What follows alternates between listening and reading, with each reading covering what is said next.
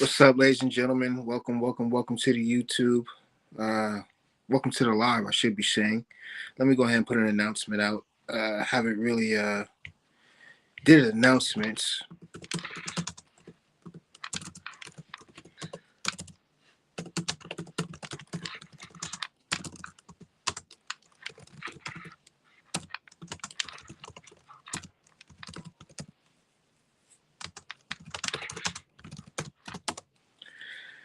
So, before I get into the topic, right? As you can see down here in the ticker, changed up the web link, the web address, and whatnot. I'm now using Linktree. If you guys haven't heard of Linktree, Linktree is a platform where you can have all of your documents that you're selling, whether you're giving it out for free or you're selling it, videos, your social media, whatever it is that you can think of, you can link it to this right here called Linktree, right? I just found out about this thing. Now, mind you, I've been in the marketing consultation field for a while now, and me just now finding out about Linktree, yeah, I think this is a game changer, to be honest with you. Not only have I transferred everything from my website, I am ShelbyClark.online, everything except for my no cost consulting program, my blog, and pretty much my fact page, my contact page. I mean, don't get me wrong, the website is still there in whole, but the main things that I transferred over from my website to Linktree were my PDF files, my ebook, I really should call it. I don't really like saying PDF files now with this whole Trump thing going on. But my ebook, which I have out, which is pretty much strategic growth for your business. It comes with a workbook, how to maximize your visibility online, how to gain more sales online, and how to promote yourself in your respective field or niche that you're in, right? It's all on the link tree. I also have my one-page marketing brief. That is now on the link tree as well. That kind of tripped me out. I wasn't gonna lie. I'm like, wow, that's on there. Like I can actually put that on there now. I don't have to have it on my website. I even changed my website over to Mailer Lite. I'm not sure if you guys ever heard of that platform, but I also use them for my email campaigns as well. But yeah, so let me go ahead and make this announcement on Facebook. Let these guys know that I'm live on here on Facebook and whatnot. I know they're over there like, oh my God, he hasn't been live. What's going on with him? Is everything okay? Yeah, guys, I'm fine. I'm doing good. Just so you know, this is pretty much me making up the live I missed yesterday. When I go live on Sundays, Tuesdays, and Thursdays, uh, from 12 o'clock or 6 o'clock. If you don't see me early in the afternoon, 9 times out of 10, you're going to see me in the evening time. So let me go ahead and make this announcement on Facebook. But how you guys doing? I'm actually in the live with you right now. Matter of fact, let me turn on the comments here so you guys can just yeah, so I can actually see that. I'm not sure if you guys can see that, but that's there, the comment section, so I can see the comments and whatnot. Matter of fact, let me turn this off and actually get on the YouTube and watch it with you guys, so I can actually see the comments. So here, I'm actually here with you guys in the live right now. What I'm going to do is I'm going to post my link tree link here. Matter of fact, let me just run a. No, I'm not going to do that. Let me just post my link tree here. Uh,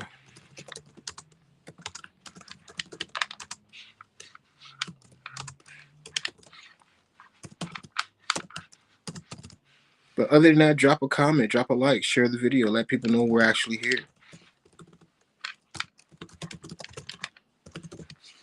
I'm going to leave this here, drop this in. I'm also, can I pin this? Also going to pin this to the chat as well.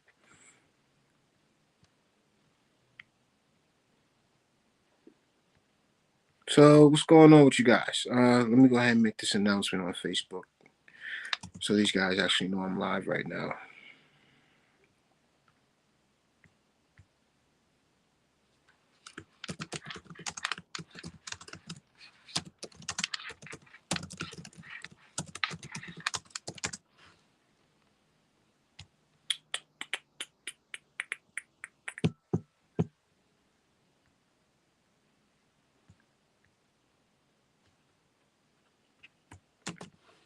Dun, dun, dun, dun.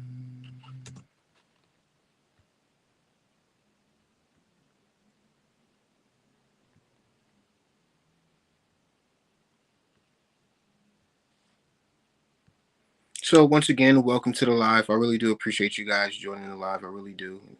It means a lot. Lets me know that you guys are taking in the information and it's resonating with you guys. You guys aren't really just sitting here lollygagging around and things like that. But so in this live, right, what I'm going to be speaking on is what you see here in the title, the real power of mentorship for entrepreneurs. This was actually brought up in a Facebook group that I'm a part of. I believe it was Lehigh Valley Entrepreneurship is the name of the group. Hopefully, I'm not mistaken on that, right? So, now a lot of people, I get it. A lot of people like to romanticize entrepreneurship. They do. You know, people tend to love the aesthetic. You know, they love the look of having a laptop wherever in the laptop in the airport, you know, grinding in the airport, the independence of working from a hotel, you know, the whole freedom talk, right? But what they don't show you is the mental warfare that us as entrepreneurs go through, the decision fatigue, the loneliness, the pressure of carrying vision without validation. And like always, there's always going to be an uncomfortable truth here. Most entrepreneurs are not failing because we lack intelligence. We're failing because, or they're failing because we or they lack mentorship. And mentorship is not a luxury. Mentorship is what you like, or what I like to consider leverage. And leverage changes everything in business. And the first thing I really want to touch on is the myth of the self made entrepreneur. If you really think about it, there are no self made entrepreneurs. Every entrepreneur had somebody out there mentoring them. Either the mentor was nice enough to take them under the wing and pretty much taught them everything that they knew for free, or the mentor charged them $1,000, $500 for just for a one-on-one session, or for a segmented session, or a 3 or maybe even a 6-week course. You know, and there is a cultural obsession behind the whole self-made story too, so let me not get that misconstrued. You know, the whole lone wolf, the garage setup, the person who figured it out all alone, you know, all that sounds powerful, but it's mostly cinematic and fiction when you think about it, right? And if you actually study history very carefully, behind every single empire, there were advisors, there were teachers. Behind every visionary, behind every movement, there was something I would like to call, excuse me, who is this? Behind every movement, sorry about that, behind every movement, there were elders. And if you really stop and think about it, even the greatest empire, they had advisors. You know, even the greatest generals, they had strategists. Even master craftsmen had someone under their wing as an apprentice first. So you're not weak for needing guidance. You'll what you will be is inefficient if you don't have the guidance. So for instance, let's just think on a structural basis right now, right? If someone has already walked the terrain that you're about to walk, why would you choose to stumble through it blindly? Does that make any sense to you? Because it doesn't make sense to me. You know, that's not what you would call independence. That is ego disguised as pride. And mentorship in itself is accelerated pattern recognition. You know, the business is really a game of recognizing patterns, and faster, recognizing those patterns faster than your competition. So not only that, you also have to deal with time compression, you know, and that is the real currency. Let's not get this construed. That is real currency there. um Time is the only asset you cannot really get back. We all know this. If you ever been in door-to-door sales, if you ever been in cold calling, um worked at a call center, I should say that, worked at a call center, or done door-to-door sales, or you've worked as a salesperson for someone, you know for a fact that time means everything. You don't want to waste time with a customer over a phone. You don't want to waste time with a customer at a door, because your next potential lead or your next potential customer is leaving, or they're getting ready to go to somebody else. And money in itself can return. Reputation can recover. Markets will be able to rebound, but time only moves forward. That's it. Nothing more, nothing less. A mentor will compress the time that you have. So let's say, for instance, instead of learning through 5 years of avoidable mistakes, you inherit 5 years of experience in just one conversation. Ty Lopez says this all the time. 115, not all the time, but he recently just started. No, not recently, but he's been doing one-on-one consultation calls now. He didn't really want to start doing them at first because he was kind of iffy about it. But when you think about it, one call, one-on-one consultation in any field, any niche, no matter what it is, that will excel you quicker than you doing it on your own. Let's say, for instance, you're just getting out of jail, or you're just getting out of some sort of rut. I should say, not jail. I don't want people thinking too negative, but let's say you get out of some sort of fucking rut, right? And that rut that you were in set you back 10, 15 years. Now you have to work and grind through it all to get that 15 years back, but you're doing it alone. So instead of you doing it alone, go out here and find you a mentor. Go out here and pay for a mentor if you have to, right? I do mentorship, but I only do mentorships in my no-cost consulting business. In other words, I do mentorship for free for those who are homeless, those who are making less than 16,000 as a single individual, or families who are making less than 26,000. And those are the only free mentorships I give out. Other than that, I do not do mentorships whatsoever. But that whole scenario will push you forward more than anything than else, because that time is what you would like to consider it to be an arbitrage. Imagine trying to learn pricing psychology through trial and error. You undercharge, you attract low quality clients, you tend to burn out because you're doing everything at once. You resent your audience, and you start to even question your value. A mentor sees this in week one and says, okay, you're not charging for value, you're charging from insecurity. Or better yet, you're not charging for the knowledge that you have. You're charging for the time that you spent doing the actual work. Charge for the knowledge that you have. Charge for the value that you contain. And that single correction in itself will end up adding 6 figures to your trajectory. Time compression is not motivational hype. It's really what you would consider economic efficiency. And if you're building seriously, I'm talking about actually building something serious, you should be obsessed with compressing your timeline. Mentorship does that. You should be absolutely obsessed, insane, delusionally in fucking sane when it comes to actually building your business and compressing your timeline. So in other words, if you're thinking about getting a mentor, go out there and get that mentor.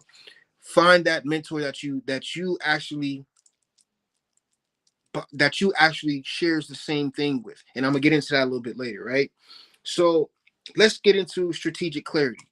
Eliminating the whole noise, because us as entrepreneurs, we drown in information. The post that you see on LinkedIn, consuming all this information from podcasts, YouTube gurus, threads, courses, frameworks, tactics. I get it. The information is very abundant out here, but the clarity behind it is rare. It's absolutely rare. You won't see it. And a mentor filters that noise. You don't have a mentor who will sit there and not make you critically think. What a mentor will do is they will help you answer critical questions when it comes to your business endeavors. What actually moves revenue? What is a distraction? What should be delegated? What should be eliminated? You know, entrepreneurs burn out not because they work too much. They burn out because they work on the wrong things. You know, clarity prevents burnout. Confusion creates it. Um, a mentor helps you prioritize high leverage actions, right? Revenue money, revenue making activities, excuse me. So revenue first, positioning second, uh, working your systems, your infrastructure third. You know, everything else can come after that. Because without any kind of clarity, you're only out here chasing tactics. And with clarity, you're building systems, and systems scale. Hustle culture does not scale. It just keeps you in that same mode. You know, you hear these multi-billion dollar entrepreneurs and C-suite executives and business owners. You all hear them say, you know, to make your first 100,000 is hard, but to make your first million is even harder.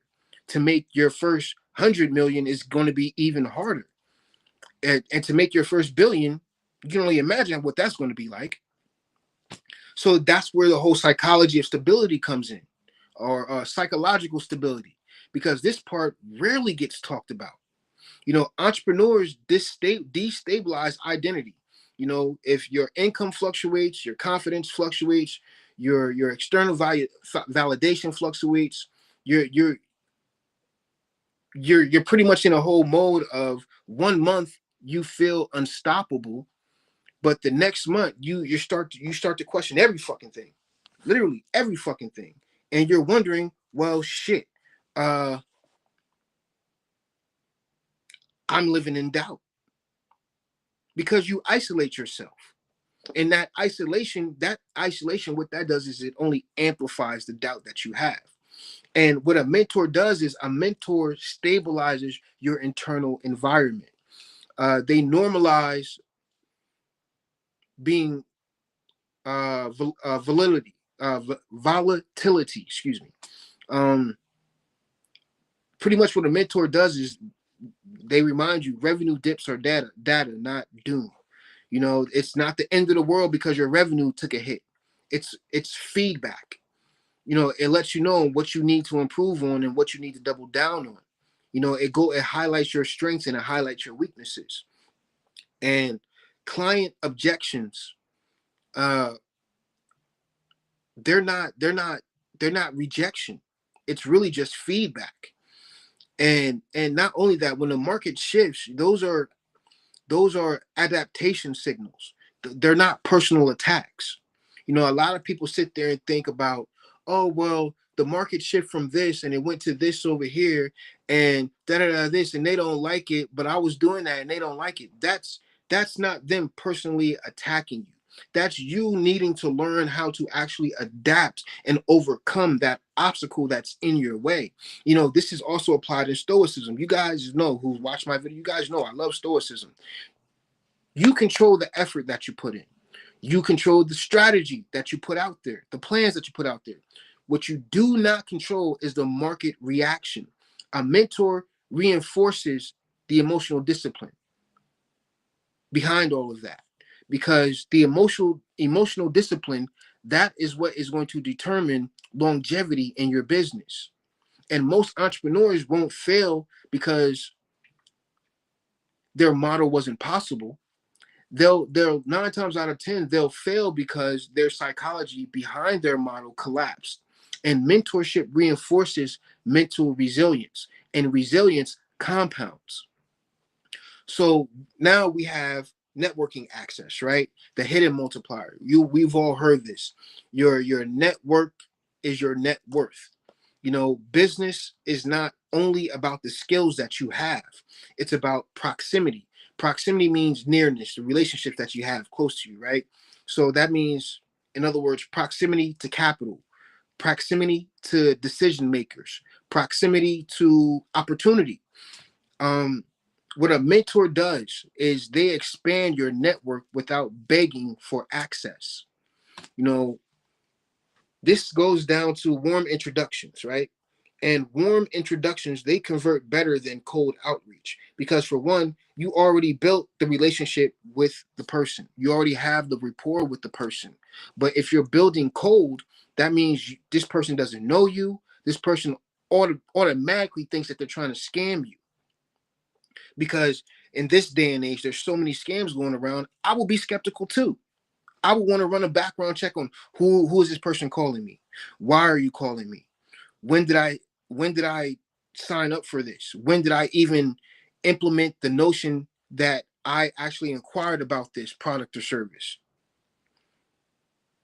It boils down to that. And a referral from a respected mentor increases trust before you speak. That shortens sales cycles, but it will increase the deal size that accelerates partnerships. And entrepreneurs under what we do as entrepreneurs, we underestimate the power of association. You know, because who it is. This goes back to what Dr. Boyce Watkins was saying yesterday, right?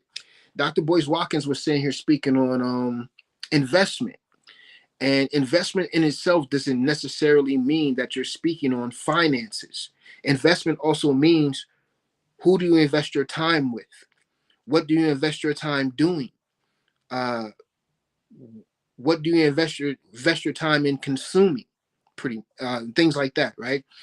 So when it goes to who do you invest your time with as in the actual person, that lets you know that your network influences your ceiling, and isolation from that shrinks your possibility. So the mentorship, a strategic mentorship, expands that. So that's where the whole skill refinement at accelerated rate comes in at, because most entrepreneurs, they plateau because they lack feedback loops. You cannot see your own blind spots clearly. So a mentor observes patterns that you obviously can't observe yourself, right? So what they'll do is they'll refine your messaging. They'll refine your pricing structure, your negotiation tactics, your leadership style. You know, consider negotiation, right? Without mentorship, you negotiate from emotions. You negotiate from the heart. You discount too fast. You concede too early. You fear out on losing the deal. And a mentor teaches leverage positioning. In other words, they teach you how to actually anchor your price in, how to hold silence, uh, how to actually sell the outcome and not just the features. These are skills that can multiply revenue in an instance, at the snap of a finger, right? And mentorship also scales maturity, if you actually think about it in this aspect as well. Um, when I say maturity, I don't mean like the actual emotional maturity. I mean skill maturity. And skill maturity determines the margin in itself. So that brings us to accountability without consequences, right? Now, entrepreneurs are excellent at rationalizing delay. In other words, that's I'm still building, I'm refining, I'm preparing. That's like, I remember when I was in door-to-door sales, right? There was a gentleman, I won't name him, but he will always sit there and tell the sales supervisor, the sales manager, the owner of the company, that, hey, I'm working on it. It's like, well, what the fuck is working on it? Either you got it done or you don't. There is no try, as Yoda would say. There is only do. So that preparation, that I'm working on it phase, right? That is that is what becomes procrastination. And a mentor this is why I love actually working doing door-to-door sales, right? For Better World Marketing.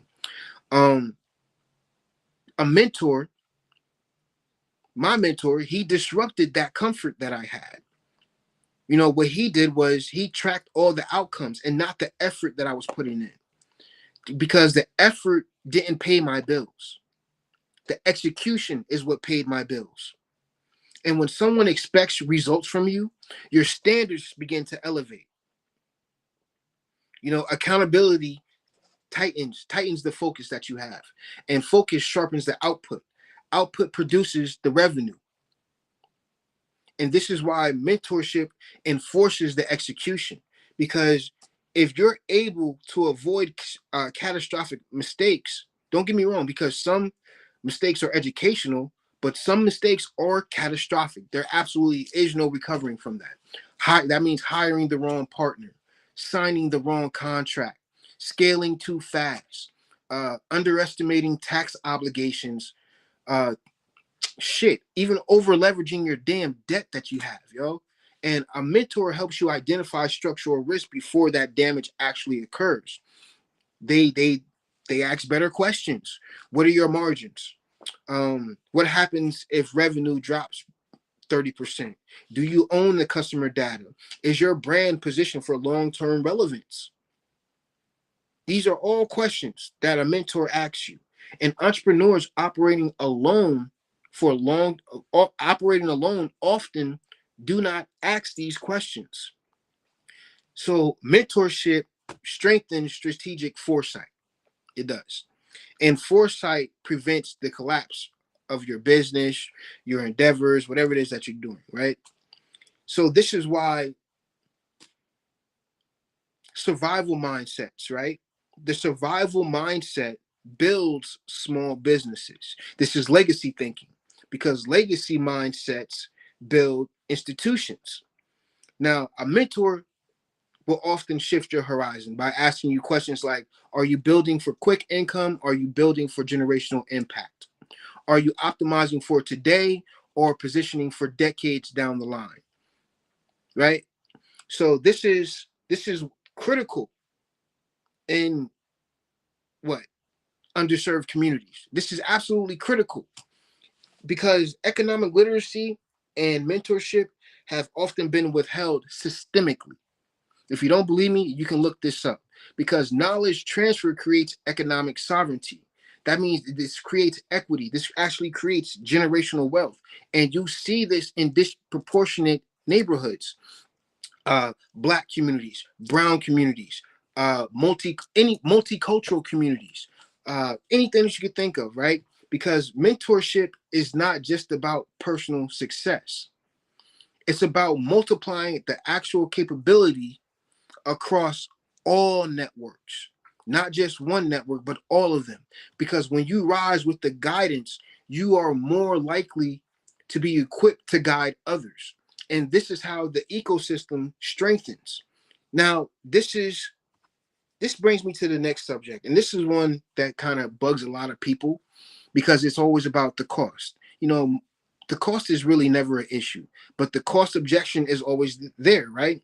And some entrepreneurs resist mentorship because of cost. Because you have to think about, like if you really look at it from an analytical standpoint, you have to realize what is the cost of underpricing for 2 years. This in your respective business. What is the cost of hiring the wrong person or signing the wrong contract? What is the cost of scaling inefficiently? What is the cost of burning out and actually quitting? Because the absence of a mentor is not free. It has a price. It has a price, and often that price exceeds the investment in guidance. Because think in return on investment, right? The ROI, right? If a mentorship increases revenue by 20-30%, they improve margins by 10-20%, and reduce mistakes by 30-40%, the multiplier effect is absolutely fucking obvious. It is. You have the strategic investments which beats the emotional spending. It does. Because you have to realize that not all, this goes back to what I was saying earlier, right? Not all mentors are equal. You have to choose the right mentor for you, because titles do not equal competence whatsoever. You want to be aligned with your mentor when it comes to values, vision, execution style, results. You're going to want someone who has built what you aspire to build. If you want to build an empire, you need to align with someone who's built an empire but has everything I just mentioned: the vision, the values, the execution style, the results. You're going to want to align with someone like that. And if you don't, you're just going to end up playing yourself out, because you want someone who corrects you. You want someone that you don't want somebody around you that's going to that flatters you. You know, comfort does not create growth. Truth does. So this is why I tell everybody, no matter even in your personal life, vet people out carefully, observe their consistency, study their track record, examine how they handle pressure. You know, mentorship is not worship.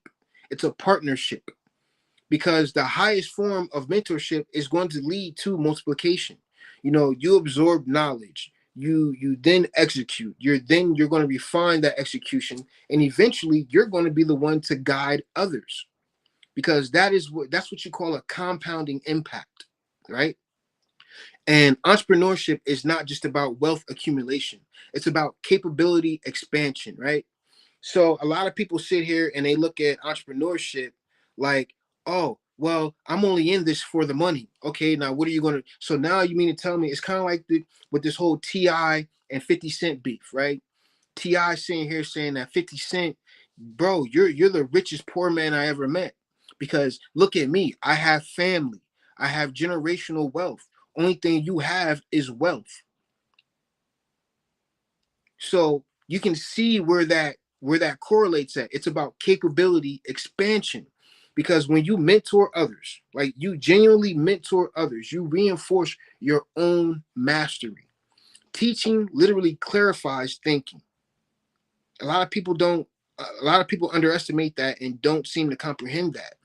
Because if you're explaining systems, that means you're strengthening your understanding, and leadership emerges through the responsibility in itself, because external mentorship is very, very, very powerful, but internal mentorship is essential.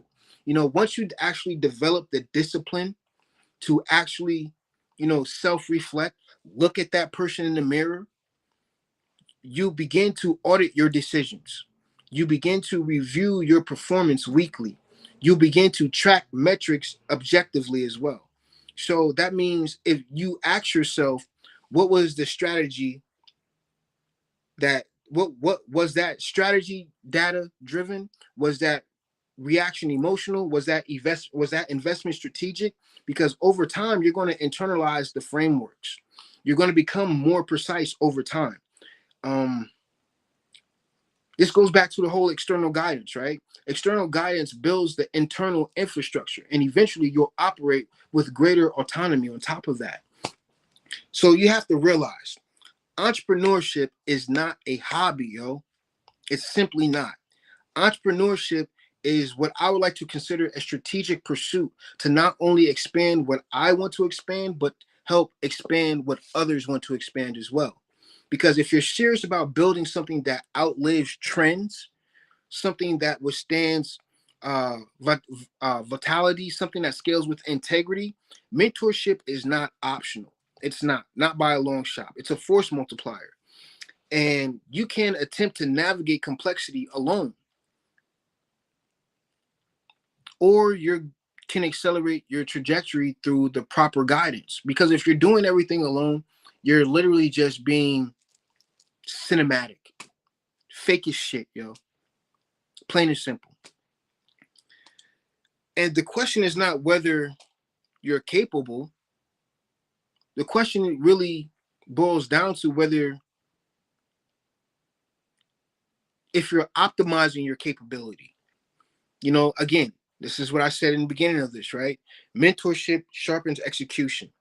It clarifies direction. It stabilizes psychology. It expands network. It accelerates your growth, and it reduces the fucking risk. Excuse me. Reduces the risk that you have. Excuse me, burp.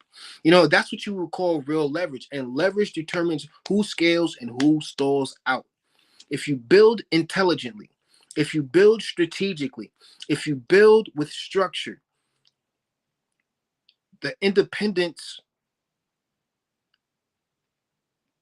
with wisdom will not be as expensive. Because if you have that guided ambition, you become unstoppable. You know, entrepreneurship is really a game of leverage, But mentorship is how you win it, yo. It is. And if I'm wrong, please correct me. Please do correct me. But with that being said, I'm going ahead and end this live. That was pretty much my time. I wasn't expecting to go 35 minutes, to be honest with you. But thank you for watching the live. I really do appreciate it. So, cheesy call to action. Make sure to tap the link here in the comment section that's pinned over there. Or you just see this right here, the little ticker at the bottom. Just go there. Or you can just tap on my name, Shelby Tyrone Clark Jr., and click the link in my bio. It'll take you straight to my link tree. But yeah, matter of fact, no. Let me not. But yeah, this. Let me touch on a topic real quick that's going on here in Allentown, real quick, right? So, can I put this on the screen? Bet. I think I can't put this on the screen. You guys see this? All right. So I hope you guys see this, right? So this was something I was posted in a group here where I'm located in Allentown, PA, right? And this is a real situational snapshot of what you're seeing here, right? And when it comes down to it, I'm not going to have a no bullshit take on whether or not Allentown, PA should lower their city taxes, right? So I got into not even an argument, not even a debate. It was just really just commenting, having a dialogue with this guy. And he goes on to say that this right here, just a reminder, just because the tax hike passed doesn't mean we should stop fighting. Annoy Allentown City Hall and never stop until we see change. This goes on to the 4% property tax increase that happened here in Allentown. Now, mind you, this is the first tax increase in almost the last decade that's really meant to cover the rising costs and maintenance of services that go on here in Allentown, right? So don't get me wrong, the Allentown City Council here, they really did flirt with holding taxes flat. In other words, not raising them up. But then they did ultimately adapt a version that includes a tax increase and additional fees like higher trash costs, right? And the debate wasn't just political theater. I'm not going to lie. I'm fairly. I know for a fact that this wasn't political theater because this was all over social media. Obviously, people went to the city hall, the city hall meetings and things like that to discuss this. But the officials openly said, without new money, they openly said this: without new money, the city risks depleting reserves and cutting services. This is from the Lehigh Valley News, right? That means taxes such as real estate, earned income, business privilege, deed transfers, all that whole supply, the majority of Allentown's general fund is where the finance reports indicated that taxes around 70. Let me read this to you guys. Taxes. Then it has in brackets here. Real estate, earned income, business privilege, deed transfers supply the majority of Allentown's general fund, right? So finance reports indicate taxes are around 70% of the general fund revenue, with personnel costs eating up much of the spending. So in other words, right, peep this. If they were to get rid of the taxes here as of right now, that means Allentown would have to cut core services or literally borrow money from the reserves, and which is really going to only hurt credit ratings and force steeper hikes later on down the line. So in other words, municipal budgets are a tightrope. Cutting one thing usually strains others. This is why I say we live in a fucking idiocracy here in Allentown, right? So don't get me wrong. Even I kind of juggled with the notion of holding taxes flat. Maybe they should do it. But then again, I said, no, raise the taxes up. That would be the best, the absolute best thing to do here in Allentown would be to raise the taxes up. Because if you actually think about it, right? The city council here, they've been known to History's shown that these guys have rejected tax hikes before and have had to rely on fund draws to drawing in funds from reserves to balance the budgets, which isn't sustainable long term. So this is where you have to realize that the context matters, because Allentown isn't some rich town. It's literally, as of right now in this current situation, the financial situation, and with the way society is right now, Allentown is literally balancing growth, community service, infrastructure, and liability costs.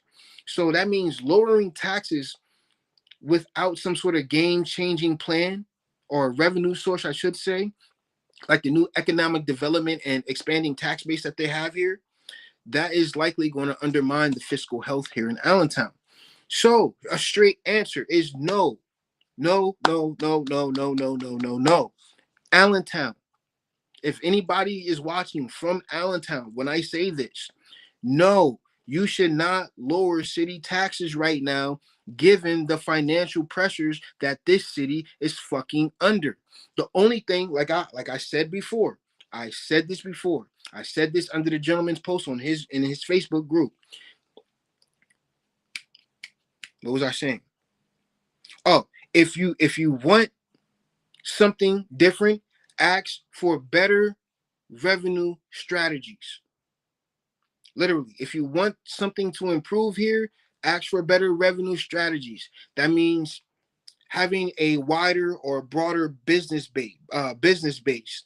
Um, actual fucking improvements, actual improvements, right? So he then goes on to say, in response to this, right? This is what his response. He goes off to say, no, they wouldn't. They have excess money in which they are wasting. This is his words. I'm quoting this right now.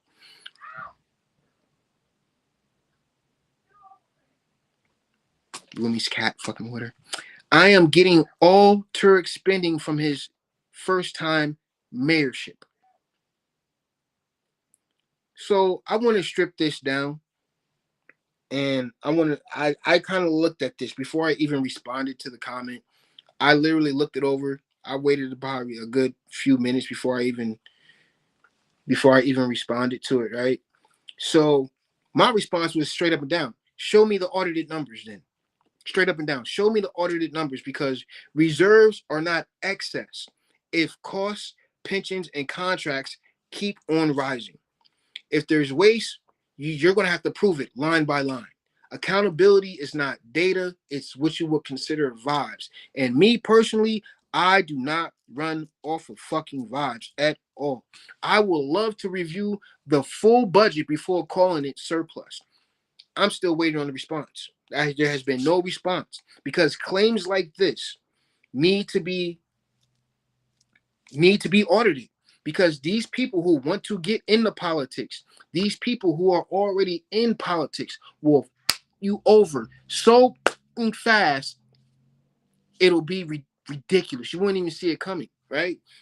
Because when you think about it, right, based on the publicly reported budget as of right now, it doesn't align with what city financials indicate whatsoever, which is why I made the statement that I made, right?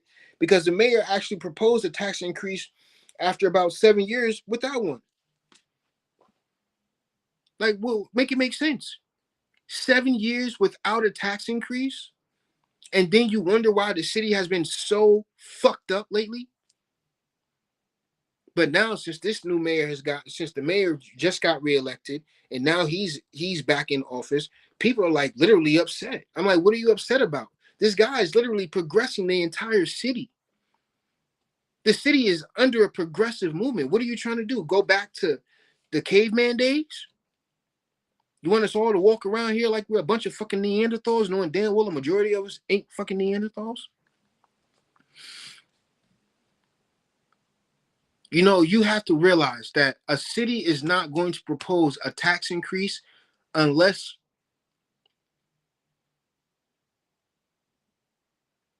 they're not sitting comfortable.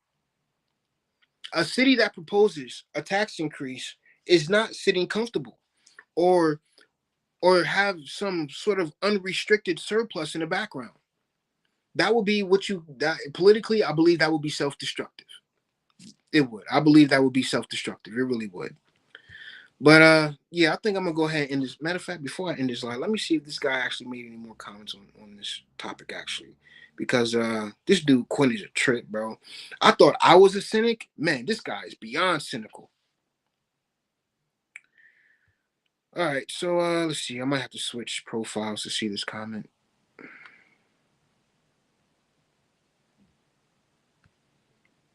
Uh, Okay, no, he hasn't commented, but I even got some backup here. The guy even this is a guy here. So for those watching, the group that I'm speaking on, right, is called What's Really Going On in the Lehigh Valley. And the administrator for the group is Quinn Allen. I guess he's running for city council here in Allentown, along with some other people running for council here in Allentown. But there's a gentleman here that absolutely fucking agrees with what I was saying, yo. The excess money is what's known as reserves, and that's necessary for emergencies. And they're going to build a new firehouse and police station. I'm reading this shit word for word. And I think a rec center to get loans for those projects, they need to be rated highly, which they are, because I will say the controller, Jeff Glazer, does an amazing job. Now, I don't know the gentleman, Mr. Douglas here, who's speaking on Glazier. I don't really know who he's talking about. But as of right now, what's going on in Allentown has been a lot of improvements. I can't really say the same for any other state that's a city that's going on, or municipality or township or borough or anything else like that. But I will say that Allentown has been making some pretty good, decent improvements. They really have. But with that being said, now I'm going to end this live. Thank you guys for watching live. I greatly appreciate it. If you guys have any questions, feel free to drop them in the comment section. I'll be more than happy to answer them after the live or whatever, right? Deuces, y'all. It's your man Shelby. I'm out. Y'all be easy.